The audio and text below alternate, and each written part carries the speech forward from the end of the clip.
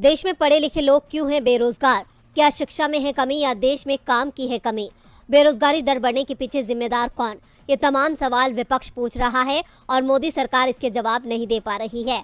और अब कांग्रेस अध्यक्ष मल्लिकार्जुन खड़गे ने मोदी सरकार के शिक्षा मॉडल पर सवाल खड़े कर दिए हैं।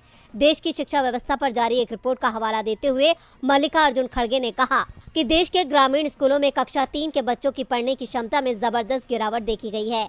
केवल 20.5% बच्चे कक्षा 2 की किताब पढ़ सकते हैं। पढ़ने की क्षमता में 2018 की तुलना में 2022 में लगभग 7% की गिरावट देखी गई है। 27.5% कक्षा 3 के बच्चे कक्षा 2 की किताब पढ़ सकते हैं। बच्चों की पढ़ने की क्षमता 2012 के स्तर से भी नीचे गिर गई है। 2013 में लगभग 21.4% कक्षा तीसरी के छात्र दूसरी कक्षा की पुस्तक पढ़ सकते थे। कांग्रेस अध्यक्ष ने कहा कि साल 2022 की रिपोर्ट में ये भी कहा गया है कि बच्चे बुनियादी गणित को सुलझाने में भी असफल देखे जा रहे हैं। 2018 में 28.2% छात्र अंक गणित करते थे, लेकिन वही साल 2022 में कक्षा 3 के केवल 25.9% बच्चे बुनियादी अंक गणित कर सकते हैं। आपकी सरकार दिल्ली की हो या फिर पंजाब की, विपक्ष उस पर आरोप लगाता है कि सरकार काम कम प्रचार ज्यादा करती है। और अब पंजाब में ऐसे ही एक मामले में राज्य की भगवंत मान सरकार बुरी तरह से घिर गई है।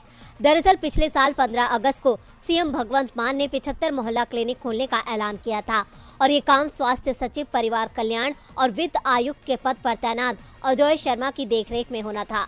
शर्मा को तेज तरार और ईमानदार अधिकारी माना जाता है। उन्होंने तय समय पर मोहल्ला क्लिनिक तैयार करा दिए। अब इनका जल्द ही उद्घाटन होना है। इसे लेकर मुख्य सचिव विजय कुमार जांजुआ की अध्यक्षता में एक बैठक हुई।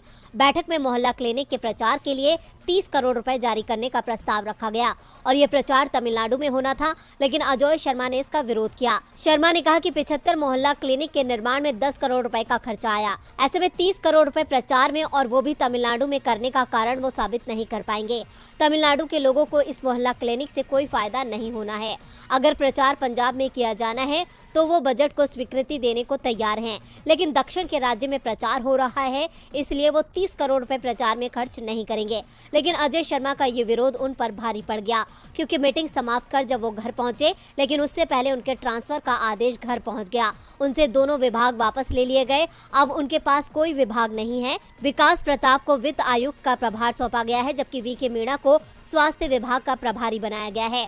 और राज्य सरकार के करीबियों का दावा है कि अब प्रचार का बजट जल्द ही मंजूर हो जाएगा। इसे लेकर अकाली दल के नेता सुखबीर सिंह बादल ने सवाल उठाए हैं। उन्होंने ट्वीट किया, सरकारी अस्पतालों में इंजेक्शन लगवाने के लिए मरीजों को सिरिंज बाहर से लाने को मजबूर किया जा रहा है, लेकिन दिल्ली सरकार की कठपुतली भगवंत मान बेकार मोहल्ला क्लिनिक को प्रचारित करने पर 30 करोड़ रुपए बर्बाद करने पर आमादा है।